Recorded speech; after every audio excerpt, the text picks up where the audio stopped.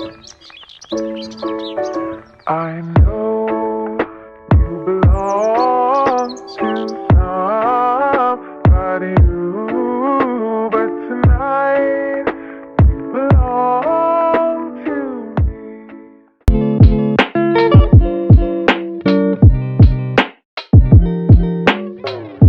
Oke, baik.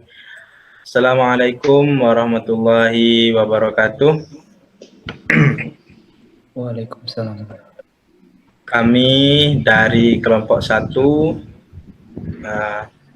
Peradilan Mahkamah Konstitusi akan membawakan simulasi terkait sidang Mahkamah Konstitusi tentang pengujian Undang-Undang Nomor 6 Tahun 2018 tentang kekarantinaan kesehatan terhadap Undang-Undang Dasar Negara Republik Indonesia tahun 1945.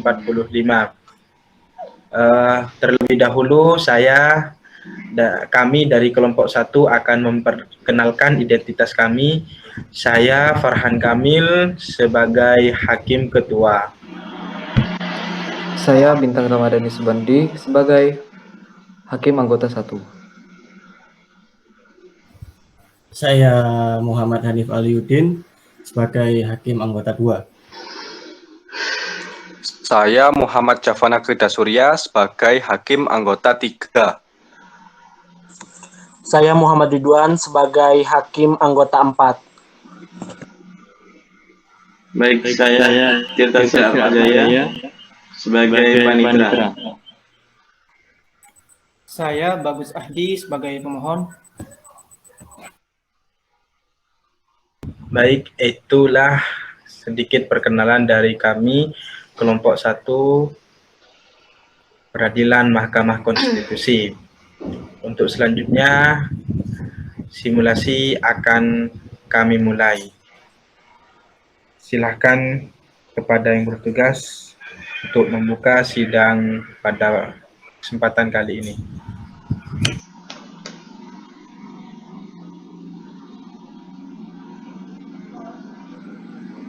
Baik, simulasi sidang MK dengan agenda sidang pendahuluan tentang pengujian Undang-Undang Nomor 6 Tahun 2018 tentang kekarantinaan kesehatan terhadap Undang-Undang Dasar Negara Republik Indonesia resmi dibuka.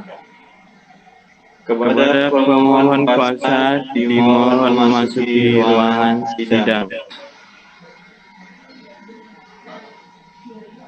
Hadirin yang kami hormati, sesaat lagi agenda sidang akan dimulai.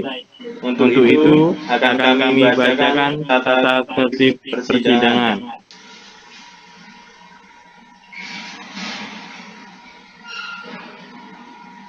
Yang pertama, 1. Hakim Ketua Sidang memimpin pemeriksaan dan memelihara tata tertib persidangan. Kedua, segala sesuatu yang diperintahkan oleh Hakim Ketua Sidang untuk memelihara tata tertib di persidangan wajib dilaksanakan dengan segera dan cermat. 3. Dalam ruang sidang, siapapun wajib menunjukkan sikap hormat kepada pengadilan.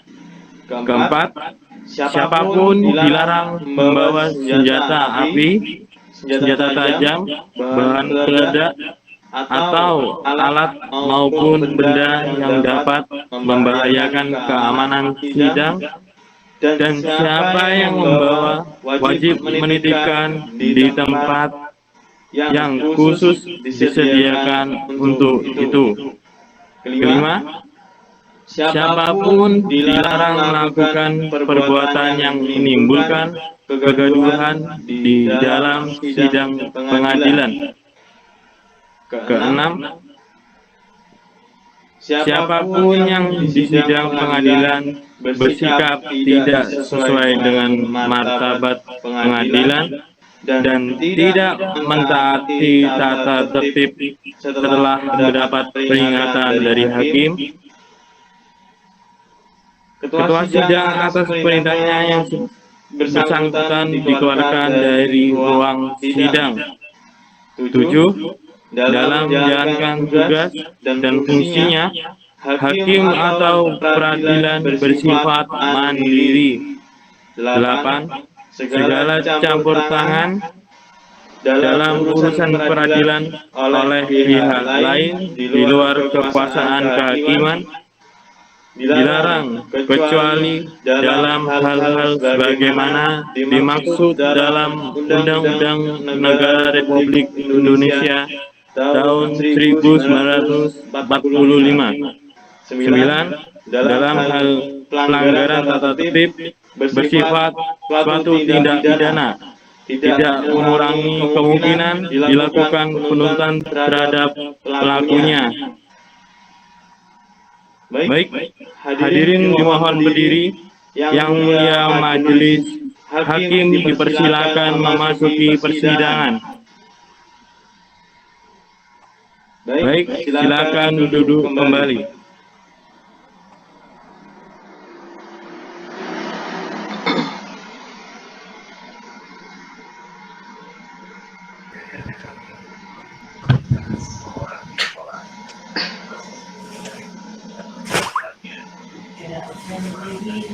Sidang perkara permohonan nomor 14 garing PUU garing 19 garing 2021 dengan acara pendahuluan dinyatakan dibuka dan terbuka untuk umum.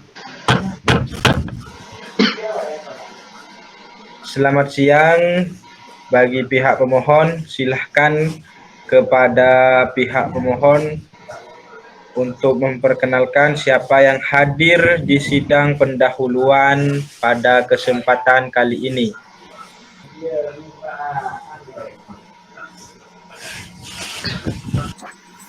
Baik, terima kasih Yang Mulia. Yang hadir pada sidang nomor 14 garing PUU 19 garing 2021 kali ini adalah saya sendiri sebagai pemohon.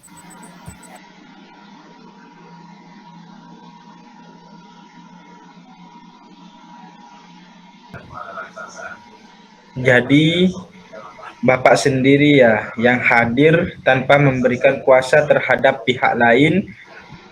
Baik, jadi permohonan ini sudah kita baca. Namun untuk saudara dipersilakan menyampaikan pokok-pokok dari permohonan ini. Dan selanjutnya nanti kita akan memberikan saran-saran kepada saudara dalam rangka perbaikan permohonan.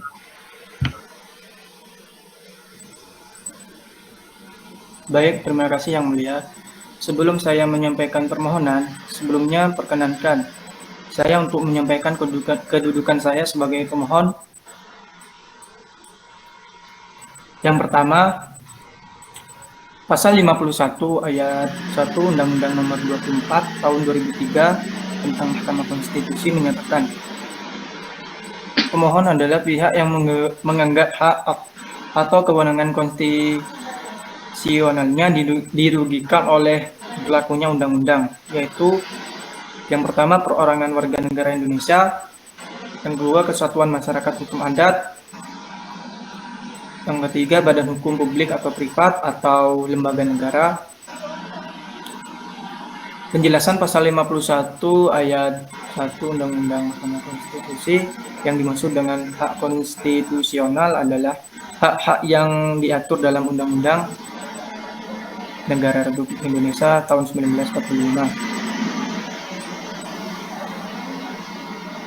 Yang kedua, berdasarkan ketentuan pasal 51 ayat 1 terdapat dua syarat yang harus dipenuhi untuk menguji apakah pemohon memiliki kedudukan hukum dalam perkara pengujian undang-undang, yaitu terpenuhinya kualifikasi untuk bertindak sebagai pemohon dan adanya hak atau kewenangan konstitusionalnya dari pemohon yang dirugikan dengan berlakunya suatu undang-undang. Yang ketiga, oleh karena itu, pemohon menguraikan kedudukan hukum pemohon dalam mengajukan pemohon ini sebagai berikut. Sebagai pemenuhan syarat pertama, pemohon adalah perseorangan warga negara Indonesia.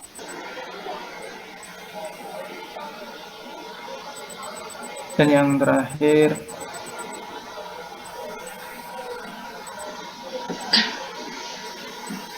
sebagai pemenuhan syarat kedua mengenai kerugian hak atau kewenangan konstitusional pemohon, Mahkamah Konstitusi telah memberikan pengertian dan batasan tentang kerugian konstitusional yang timbul karena berlakunya suatu undang-undang, yaitu harus memenuhi 5 syarat sebagaimana putusan. Mungkin itu saja yang mulia. Terima kasih. Oke, saudara pemohon, baik. Selanjutnya disilahkan untuk menjelaskan pokok-pokok yang pada permohonan saudara pemohon.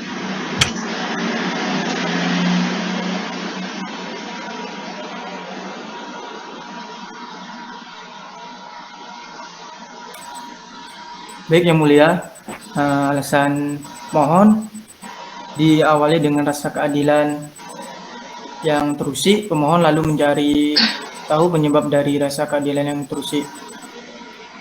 Penyebab terusiknya rasa keadilan pemohon telah terjadi wabah di Wuhan, Cina. WHO sebagai organisasi dunia yang diberi tanggung jawab untuk mencegah terjadinya pandemi menyebar ke seluruh dunia telah gagal. Kegagalan tersebut disebabkan pemerintah komunis Cina tidak kooperatif dalam memberikan informasi berkaitan dengan wabah tersebut. Terjadilah pandemi yang menyebar ke seluruh dunia.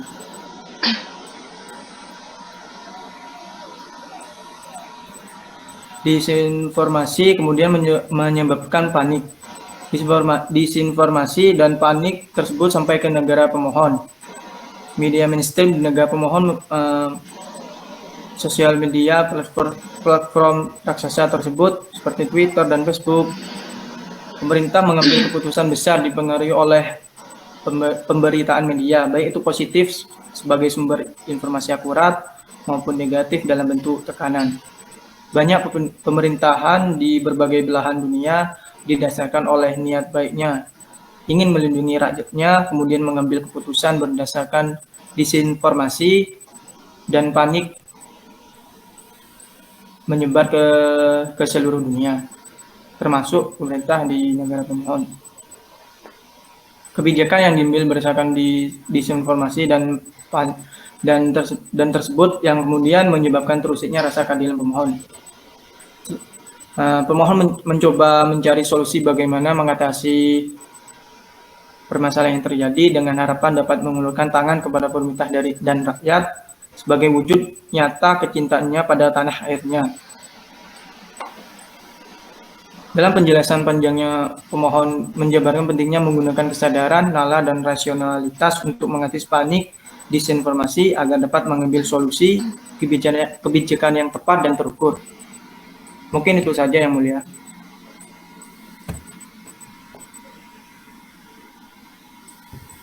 Baik, terima kasih pada saudara pemohon.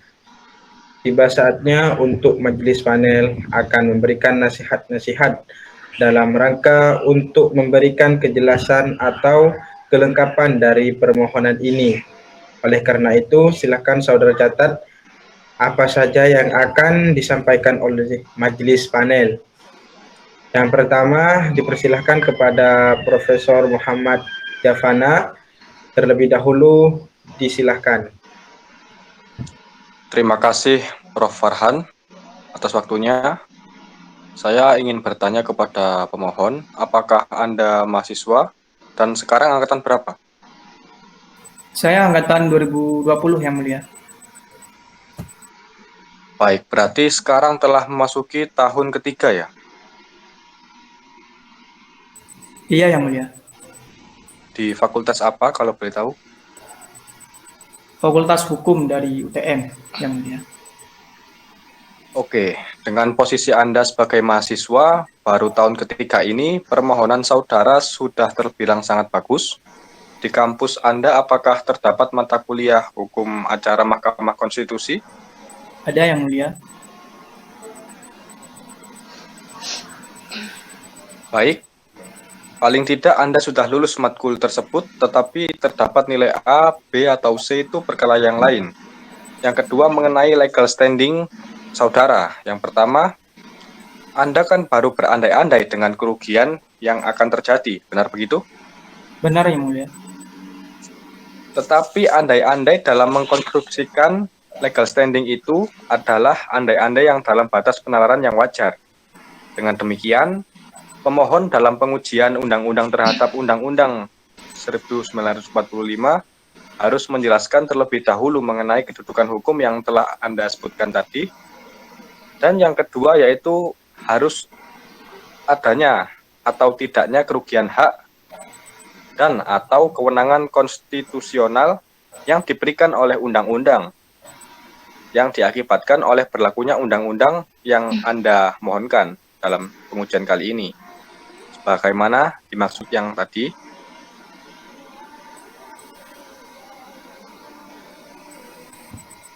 Baik Yang Mulia.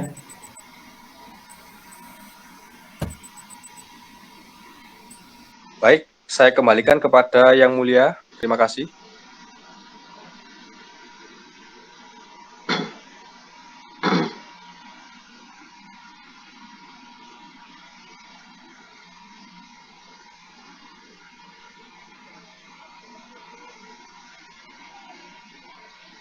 Baik, terima kasih Prof. Java. Baik, selanjutnya disilakan kepada Yang Mulia Prof. Muhammad Hanif Aliuddin untuk memberikan nasihatnya kepada pemohon.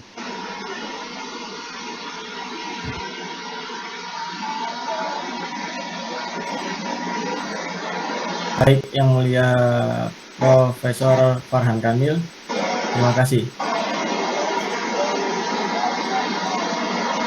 Baik, saya akan menggarisbawahi mengenai apa yang telah disampaikan oleh Profesor Muhammad Javana Krida Surya.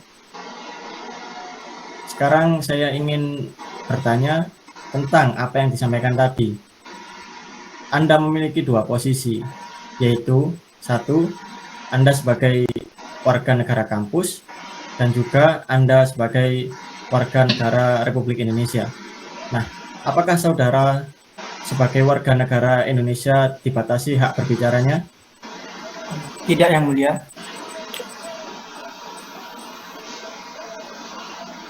Sekarang saya mau bertanya lagi.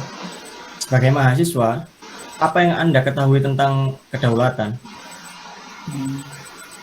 Menurut saya, kedaulatan adalah suatu hak eksklusif untuk menguasai suatu wilayah, pemerintahan, masyarakat, atau atas diri sendiri, Yang Mulia. Baik. Rakyat itu memiliki wakil yang disebut sebagai wakil rakyat. Maka dari itu, pemerintah sebelum membuat suatu peraturan atau undang-undang, pastilah terlebih dahulu melibatkan rakyatnya. Apakah Anda mengerti tentang hal itu? Mengerti Yang Mulia. Baik. Anda ini kalau mau menjadi warga negara Indonesia yang dewasa, dalam menuangkan kritik atau sebagainya, harus memahami setiap langkah apa yang harus Anda lakukan oleh pemerintah sebelum membuat suatu peraturan. Apabila Anda ingin melanjutkan ini, ya dipersilahkan. Tetapi beberapa pertimbangan yang kita sampaikan itu bisa menjadi pertimbangan Anda untuk cermati kembali ya. Baik Yang Mulia. Baik, Yang Mulia Profesor Farhan Kamil, terima kasih. Saya kembalikan. Baik, terima kasih Prof. Hanif. Untuk selanjutnya mungkin ada beberapa hal yang akan disampaikan oleh Prof. Bintang. Disilahkan.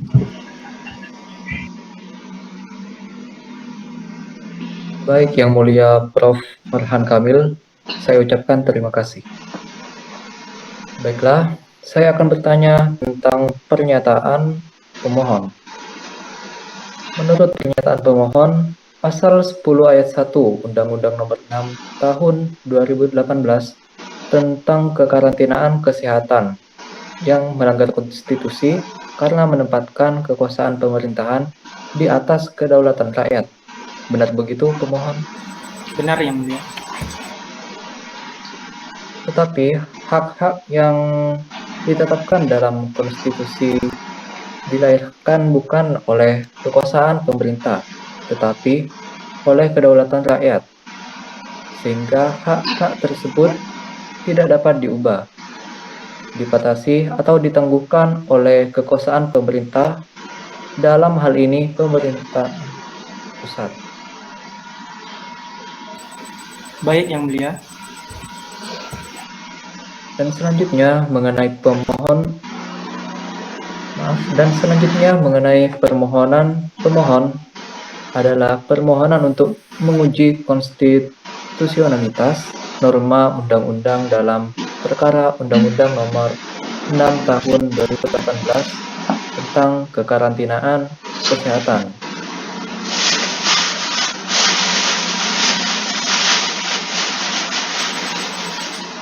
Baik, Bapak, kalau saya boleh bertanya, atas dasar apa permohonan saya itu bersifat akuo?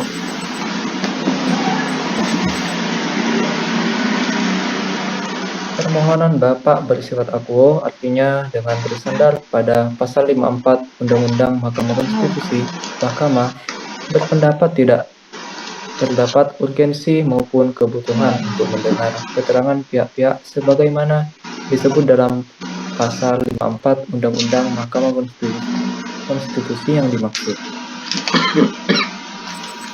Baik, Yang Mulia, saya mengerti. Baik, kepada Yang Mulia Prof. Farhan Kamil, terima kasih. Saya kembalikan. Baik, terima kasih kembali kepada Prof. Bintang Ramadhani Subandi. Untuk selanjutnya, saya berikan waktu kepada Prof. Ridwan untuk menyampaikan hal-hal yang perlu disampaikan. Disilakan. Baik, terima kasih Prof. Farhan. Selanjutnya saya persilahkan kepada pemohon untuk terlebih dahulu menyampaikan permohonannya. Baik, terima kasih Yang Mulia. Pada pasal 10 ayat 1 Undang-Undang Nomor 6 Tahun 2018 melanggar konstitusi karena menempatkan kekuasaan pemerintahan di atas kedaulatan rakyat. Padahal hak-hak yang ditetapkan dalam konstitusi dilahirkan bukan oleh kekuasaan pemerintahan, tetapi oleh kedaulatan rakyat, sehingga hak-hak tersebut tidak dapat diubah, dibatasi atau ditangguhkan oleh kekuasaan pemerintah, dalam hal ini pemerintah pusat. Baik, sebelumnya saya akan menjabarkan tentang kedaruratan kesehatan. Pasal 4 Undang-Undang Nomor 6 Tahun 2018 menyatakan pemerintah pusat dan pemerintah daerah bertanggung jawab melindungi kesehatan masyarakat dari penyakit dan atau faktor risiko kesehatan masyarakat yang berpotensi menimbulkan kedaruratan kesehatan masyarakat, yaitu melalui penyelenggaraan kekarantinaan kesehatan. Selanjutnya, pasal 10 ayat 1 Undang-Undang Nomor 6 Tahun 2018 menyatakan bahwa perihal penetapan atau pencabutan kedaruratan kesehatan adalah kewenangan pemerintah pusat. Lebih lanjut, pasal 10 ayat 3 Undang-Undang Nomor 6 Tahun 2018 menegaskan sebelum menetapkan kedaruratan kesehatan dimaksud pemerintah pusat terlebih dahulu menetapkan jenis penyakit dan faktor risiko yang dapat menimbulkan kedaruratan kesehatan masyarakat. Kemudian, berkenaan dengan hak dan kewajiban, pada intinya, ketentuan pasal 7, pasal 8, dan pasal 9 Undang-Undang Nomor 6 Tahun 2018 menyatakan setiap orang berhak memperoleh perlakuan yang sama dalam penyelenggaraan kekarantinaan kesehatan, dan setiap orang wajib mematuhi dan ikut serta dalam penyelenggaraan kekarantinaan kesehatan. Berdasarkan norma-norma sebagaimana telah diuraikan di atas, menurut Mahkamah memang sudah tepat menetapkan atau mencabut kedaulatan kesehatan masyarakat. Dalam suatu negara demokrasi, secara postulat telah diterima kebenaran bahwa Rakyat merupakan pemegang kedaulatan tertinggi. Dalam konteks itu pula, pemerintah mendapatkan mandat dari rakyat untuk memimpin penyelenggaraan bernegara, termasuk dalam kondisi kedaulatan kesehatan masyarakat. Dengan demikian, tidak terdapat persoalan bila mana pemerintah menetapkan atau mencabut kedaruratan kesehatan masyarakat. Hal demikian sekaligus tidaklah dapat membenarkan dalil atau penilaian pemohon bahwa kekuasaan pemerintah di atas kedaulatan rakyat.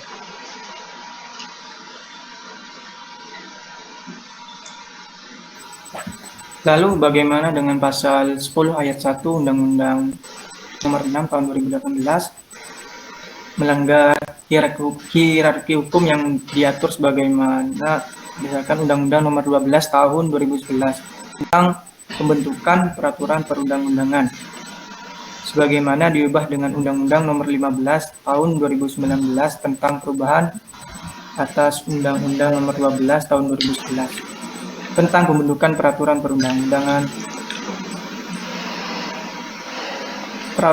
Pergub 33/2020 merupakan peraturan daerah provinsi yang mengatur hak-hak rakyat yang dijamin dalam konstitusi. Hal tersebut terjadi karena adanya pasal 10 ayat 1 Undang-Undang Nomor 6 Tahun 2018 yang berada di hierarki ketiga bertentangan dengan peraturan yang berada di hierarki ke-1. Dan berdasarkan prinsip hierarki norma, peraturan yang lebih rendah hierarkinya harus diubah agar tidak bertentangan dengan peraturan yang hierarkinya lebih tinggi. Terima kasih. Baik, bahwa berkenaan dengan pelanggaran hierarki peraturan perundang-undangan, sebagaimana yang didalilkan pemohon, menurut Mahkamah, secara konstitusional, berdasarkan ketentuan pasal 24C ayat 1 Undang-Undang Dasar 1945, Mahkamah Konstitusi berwenang menguji undang-undang terhadap Undang-Undang 1945. Sementara itu, terhadap peraturan perundang-undangan di bawah undang-undang bukanlah merupakan kewenangan mahkamah untuk menguji atau menilainya. Dengan demikian, apabila pemohon mempersoalkan selain dari undang-undang termasuk hierarki suatu peraturan perundang-undangan, Inkastu Pergub 33 Nomor 33 Tahun 2020, hal demikianlah bukan ranah kewenangan mahkamah untuk menilainya.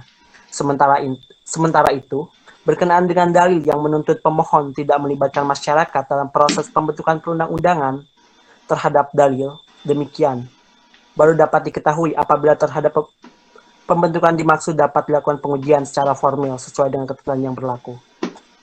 Terima kasih. Apakah masih ada pertanyaan?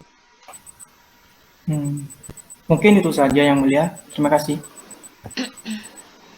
Baik, saya serahkan kembali kepada Prof. Farhan. Terima kasih. Baik, terima kasih Prof. Ridwan. Untuk selanjutnya, agar lebih menyingkatnya waktu, kita sudah mendengar bersama mulai dari duduk perkara dalam kasus ini, kemudian dasar hukum, kemudian pertimbangan hukum diajukannya kasus ini kepada Mahkamah Konstitusi. Untuk selanjutnya, kami dari para hakim yang sudah bermusyawarah akan membacakan konklusi dan amar putusan untuk kasus ini. Pertama, saya akan membacakan konklusi terlebih dahulu. Berdasarkan penilaian atas fakta dan hukum sebagaimana diuraikan Mahkamah berkesimpulan, pertama, Mahkamah berwenang mengadili permohonan akuo.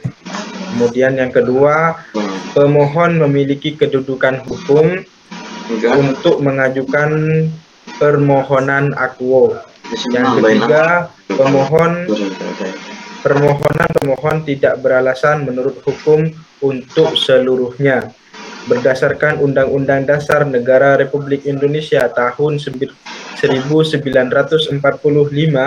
Undang-Undang Nomor 24 Tahun 2003 tentang Mahkamah Konstitusi sebagaimana telah diubah terakhir dengan Undang-Undang Nomor 7 Tahun 2020 tentang perubahan ketiga atas Undang-Undang Nomor 24 Tahun 2003 tentang Mahkamah Konstitusi Lembaran Negara Republik Indonesia tahun 2020 Nomor 216 tambahan Lembaran Negara Republik Indonesia Nomor 6554 dan Undang-Undang Nomor 48 Tahun 2009 tentang Kekuasaan Kehakiman, Lembaran Negara Republik Indonesia tahun 2009 Nomor 157 tambahan Lembaran Negara Republik Indonesia Nomor 5076. Kemudian yang selanjutnya amar putusan mengadili menolak permohonan pemohon untuk seluruhnya.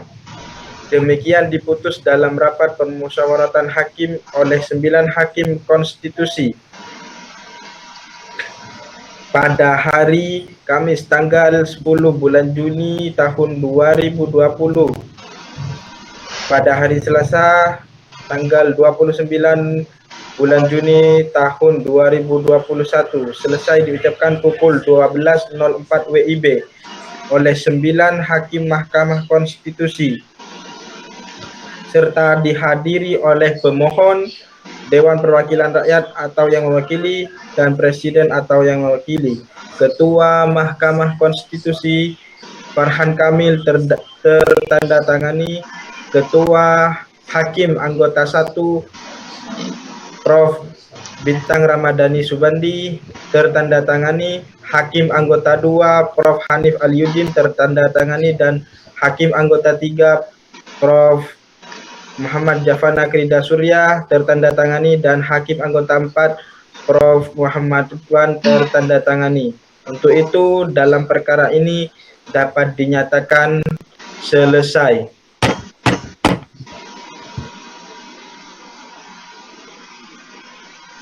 Baik, selanjutnya untuk hakim dapat meninggal tempat persidangan dan untuk hadirin dimohon berdiri.